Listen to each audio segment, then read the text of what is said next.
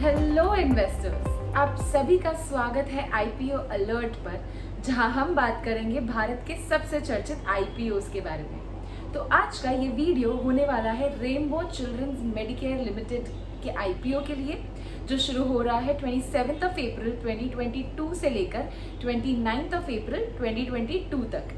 Investors इसमें कम से कम एक लॉट के लिए अप्लाई कर सकते हैं, जिसमें 27 शेयर्स इंक्लूडेड होंगे, जिसका प्राइस बैंड है 516 से लेकर 542 तक का, जिस हिसाब से आपका एक मिनिमम इन्वेस्टमेंट होगा 13,932 से लेकर 14,634 पर लॉट का। ये एक टोटल 1,580 करोड़ का इशू है, जिसमें से 280 करोड़ फ्रेश इशू होगा और 1,300 करोड़ का ऑफर फॉर सेल होगा। कंपनी ने 50% ऑफ आईपीओ QIB इन्वेस्टर्स के लिए, 15% NII इन्वेस्टर्स के लिए और 35% रिटेल इन्वेस्टर्स के लिए रिजर्व करके रखा है। तो चलिए अब हम बात करते हैं कंपनी के बारे में। ये कंपनी लीडिंग मल्टी स्पेशलिटी है पीडियाट्रिक और गायनेकोलॉजी हॉस्पिटल चेन में इंडिया में। ये ऑपरेट करती है 14 हॉस्पिटल्स और 3 बड़े क्लिनिक, टोटल 6 सिटीज़ में, जिनका टोटल बेड कैपेसिटी 1500 बेड्स का है। ये डेटा है 31 दिसंबर 2021 के डेटा के मुताबिक। इसी के साथ साथ ये highest number of hospital beds hold करता है इनके कंपैरेटिव प्लेयर्स में, जो काफ़ी ज़्यादा अच्छा नंबर दिखाई देता है और काफ़ी इनका एक अच्छा ब्रांड नेम हमें बताता है। ये स्पेशलिटी कैरी करता है मैटरनिटी और paediatric health care delivery sector में। इसी के साथ साथ इनके बहुत सारे स्पेशलिटी केसेस है, कंसर्न्स है, जो उन्होंने बहुत अच्छे से अपने इस आईपीओ के लिए डिलीवर किया है। इसी के साथ साथ ये कंपनी 5 ऐसे हॉस्पिटल्स ओन करता है जो NAHB के द्वारा एक्रेडिटेड है और 3 हॉस्पिटल्स इनके एज सर्टिफाइड है। तो ये काफ़ी अच्छा ब्रांड नेम होल्ड करता है। इसी के साथ साथ कंपनी ने अपने इस आईपीओ को लाने के लिए 3 मेजर ऑब्जेक्टिव्स बताए हैं, जिसमें से सबसे पहला है early redemption of NCDs issue जो उन्होंने की थी, उनकी पेमेंट के लिए फुल पेमेंट करना चाहते हैं वो, इसीलिए सबसे पहला रीज़न उन्होंने अपने आईपीओ के लिए बताया है। उसी के साथ साथ कैपिटल एक्सपेंडिचर जो वो कैरी ऑन करना चाहती है नई इक्विपमेंट्स को लाने के लिए, अपने हॉस्पिटल के ब्रांड और इनके एक्सपोजर को बढ़ाने के लिए, एक्सपांड करने के लिए।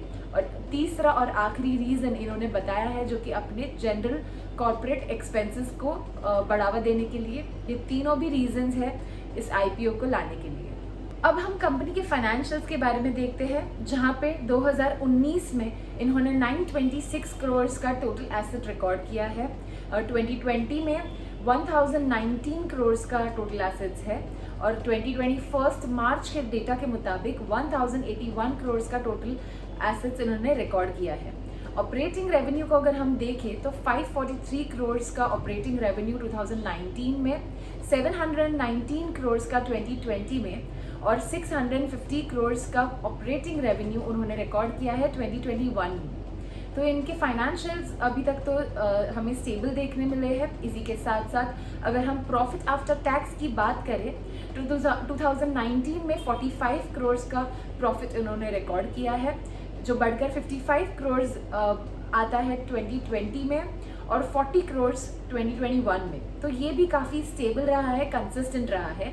और रिटर्न और नेट वर्थ कुछ ऐसे दिख रहा है, जो है 12.1% 2019 में, 13.68% 2020 में और 8.88% 2021 में। ये है कंपनी के फाइनेंशियल्स, जो हमें थोड़े बहुत स्टेबल दिखाई दे रहे हैं, जो कंपनी के स्ट्रेंथ को भी रिफ्लेक्ट करता है। तो चलिए इस कंपनी के साथ जुड़े हुए इसकी स्ट्रेंथ्स के बारे में बात करते हैं। तो जैसे कि हमने ऑलरेडी देखा कि ये leading paediatric multi speciality health care है, जो बहुत ही स्ट्रॉन्ग क्लिनिकल एक्सपर्टाइज होल्ड करता है और बहुत ही अच्छा ब्रांड नेम ऑलरेडी होल्ड करता है और ये बहुत ही कॉम्प्लेक्स डिजीज़ को भी अपने हॉस्पिटल्स में क्योर करता है, जो बहुत ही अच्छी बात है। इसी के साथ साथ ये एबिलिटी रखता है कंसेप्चुअलाइज करने और क्रिएट करने different types of operate specialized children's hospital, जो आज के दौरे में काफ़ी ज़्यादा इम्पॉर्टेंट है एथिकली और सोशली भी। इसी के साथ साथ ये कॉम्प्रिहेंसिव प्रीनेटल केयर प्रोवाइडर भी है, जहाँ पे एक ही जगह पर हमें पीडियाट्रिक गायनोलॉजिकल सर्विसेज सारी हमें पाई जाती है। ये एक ऐसी हॉस्पिटल चेन ओन करता है जहाँ पे ना ही सिर्फ ये क्लेम करता है, बल्कि ऐसी बहुत ही अच्छी कॉम्प्लेक्स सर्विसेज भी ये प्रोवाइड करता है। और स्पेशली ये नोन है अपने अच्छे सर्विसेज और अपने एक्सेसिबल पेशेंट्स के सर्विसेज के लिए। तो इसे हम डेफिनेटली ध्यान में रख सकते हैं। ये स्ट्रॉन्ग ट्रैक रिकॉर्ड होल्ड करता है ग्रोथ, फाइनेंशियल्स और ऑपरेशंस के फील्ड में, जो बहुत ही ज़्यादा अच्छा हो सकता है इस कंपनी के आईपीओ के लिए। और लास्टली ये इनके एक्सपर्टाइज सीनियर मैनेजमेंट टीम है और बहुत ही strong institutional share holder support है जो इस आईपीओ को बैक कर सकता है। तो चलिए अब हम आते हैं कंपनी के रिस्क के ऊपर। इस आईपीओ से जुड़े हुए हम कुछ रिस्क समझते हैं। तो सबसे पहला है कि ये कंपनी डिपेंड करता है मेडिकल प्रोफेशनल्स पे। जैसे कि एक हॉस्पिटल है तो उनमें डॉक्टर्स का काफ़ी इंपॉर्टेंट रोल प्ले करता है। अगर ये इस तरह से प्रोग्रेस नहीं करती है जहाँ पे वो अपने मेडिकल प्रोफेशनल्स को होल्ड नहीं कर सक रही है, अच्छे डॉक्टर्स को अट्रैक्ट नहीं कर सक रही है, तो ये आगे चलकर इनके फाइनेंशियल्स पर और इनके ब्रांड पर एक इम्पैक्ट गिरा सकता है। इसी के साथ साथ ये कॉन्सेंट्रेटेड रिस्क भी कैरी करता है, क्योंकि इनकी जो हॉस्पिटल्स है वो ज़्यादातर सदर्न रीजन ऑफ इंडिया में पाई जाती है, जिससे कॉन्सेंट्रेशन रिस्क इनके ऊपर बना रहता है। ये कंपनी रेगुलेटेड इंडस्ट्री में वर्क करता है, जो एक ऐसी इंडस्ट्री है जहाँ पे कोई भी अगर नया लॉ आता है हेल्थ केयर से रिलेटेड जो इनके बिजनेस पे नेगेटिव इम्पैक्ट कर सकता है, तो ये डेफिनेटली इनके लिए एक रिस्क बन सकता है।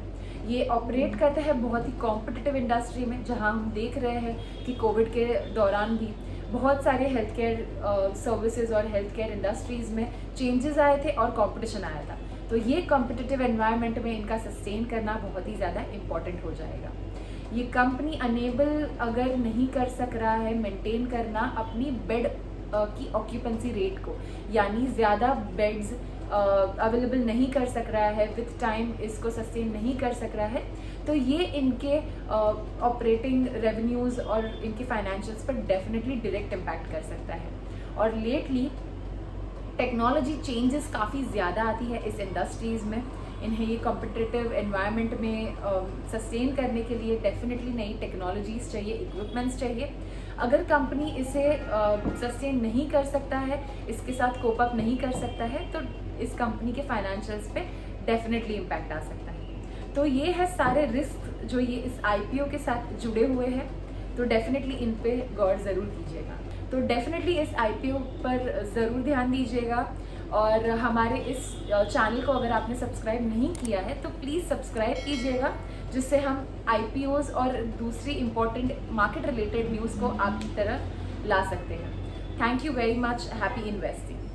Investment in securities market are subject to market risk. Read all the related documents carefully before investing.